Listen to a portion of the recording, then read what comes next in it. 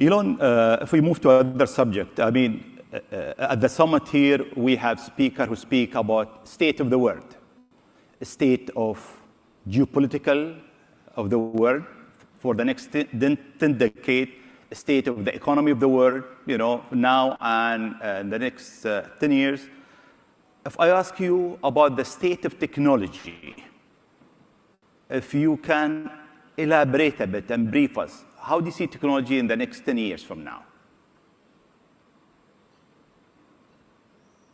Let's see, 10 years, it's always difficult to predict technology with precision, especially over a 10-year time frame when it is changing so much. I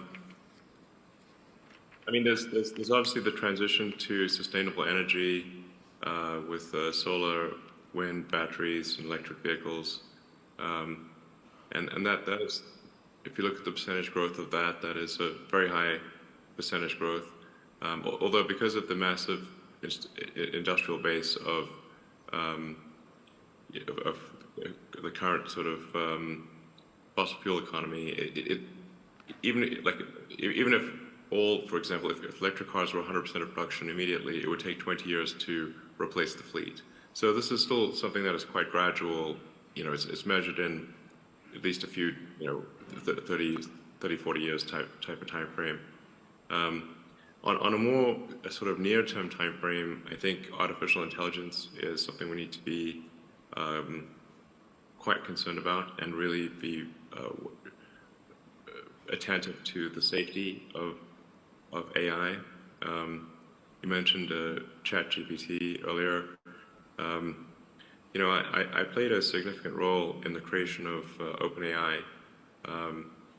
Essentially, at the time, I was concerned that Google was not paying enough attention to AI safety, and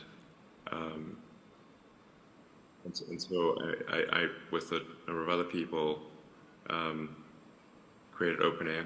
And although initially it was created as an open source nonprofit, and now it is closed source and for profit. I don't have any stake in OpenAI anymore, nor am I on the board, nor do I control it in any way. But the ChatGPT, I think, has illustrated to people just how advanced AI has become. Because the AI has been advanced for a while, it just didn't have a user interface that was accessible to most people. So what really ChatGPT has done is just put an accessible user interface on AI technology that has been present for a few years. And there are much more advanced versions of that are coming out. So I think we need to really be, I think we need to regulate AI safety, frankly, because if you think of any technology which is potentially a risk to people, like if it's aircraft or cars or medicine, we have regulatory bodies that oversee the public safety of cars and planes and medicine, and I think we should have a similar sort of regulatory oversight for artificial intelligence, because it is, I think, actually a bigger risk to society than cars or planes or medicine. And this may slow down AI a little bit, but I think that might also be a good thing. The challenge here is that government regulatory authorities tend to be set up in reaction to something bad that happened. So if you look at, say, aircraft or cars, the cars were unregulated at the beginning, aircraft were unregulated, but they had lots of airplane crashes, and in some cases manufacturers that were cutting corners, and a lot of people were dying. So the public was not happy about that, and so they established a regulatory authority to improve safety. And now commercial airliners are extremely safe. In fact, they're safer than if you were to drive somewhere.